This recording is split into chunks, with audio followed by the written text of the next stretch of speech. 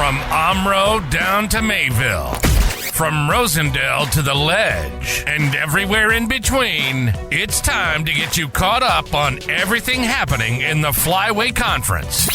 This is the Flyway Focus Sport Report, your home for the best whip-around coverage of your favorite local teams. Now, with all the latest, here's Jordan King. Good Saturday morning to you. St. Mary's Springs and Mayville battled it in a knockdown, drag-out game last night at Fruth Field, and the Ledgers came away with a gritty 10-3 win. Defense led the way for Springs. Mayville turned the ball over on downs 4 times in the game, including a fake punt that came up inches short. Springs had to win the game in the trenches and make tackles. Coach Bob Hyland. Yeah, when you got a 230-pound fullback and can run at you like that, it's just hard. But beg the kids to get low, make tackles, and they finally did. Springs also picked off Mayville quarterback Ryan Clark in the first half, so despite not punting very often, the Cardinals able to move the ball but not able to capitalize in the scoring areas.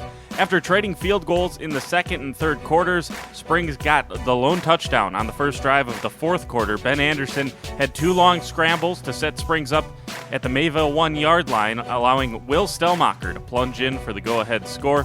The loss means Mayville cannot win the conference title outright, but it still keeps both teams alive for a shared title, both teams 5-1 in Flyway play. That's because Lamira went on the road last night and got a 21-0 win at Campbellsport.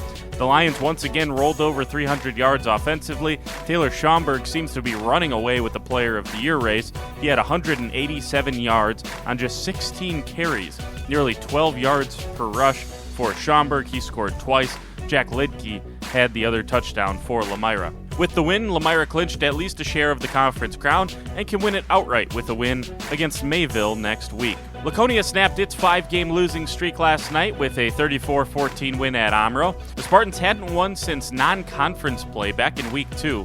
Both Laconia and Omro now 1-5 in the conference with 1 week left to play. And Winnebago Lutheran got a 55-14 win against North Fondy. That's now 3 straight for the Vikings. 3-3 in Flyway play, 4-4 overall. North Fondy's losing streak up to 7 games. We'll go more in-depth on Monday when we get stats from all the teams. Also, some soccer yesterday afternoon. WLA tied 0-0 with Luther Prep. It's an astonishing 3rd scoreless draw for the Vikings on the season. Really struggling to score is WLA.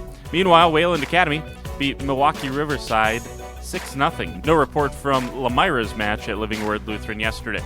And on to today, Mayville Soccer in action. They host Cedar Grove-Belgium at 11 o'clock this morning at Ribbons Park. A couple more volleyball tournaments today. Springs goes to Westosha Central High School. The Ledger's one of 12 teams there, including some ranked teams and several much bigger schools. Mayville hosting a 9-team tournament of its own. A third of the teams there are from the Flyway. The Cardinals joined by Campbellsport and Omro.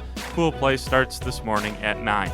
We're back on Monday with results from today and more on football. For the Flyway Focus Sports Report, I'm Jordan King. Have an excellent weekend, everybody.